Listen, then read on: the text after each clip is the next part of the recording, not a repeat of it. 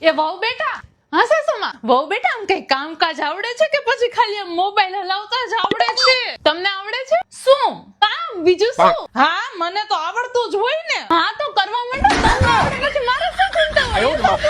પણ બેટા સાસરે તો બધું વહુ જ કામ કરતી હોય ને. હા તો આ તમારો સાસરો જ છે ને સાસુમાં, પિયર તો નથી.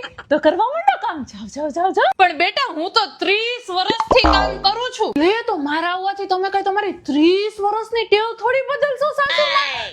તમે તમારું કામ ચાલુ જ રાખો. અને આમે મારા આવવાથી તમે આ બધું બંધ કરો એ મને ન ગમ્યું. આવા તમારા સંસ્કાર નથી સાસુમાં. મારા સંસ્કાર તો બહુ જ સારા છે. મને મારા ઘરેથી બધી સારી સારી વસ્તુ શીખવાડી છે.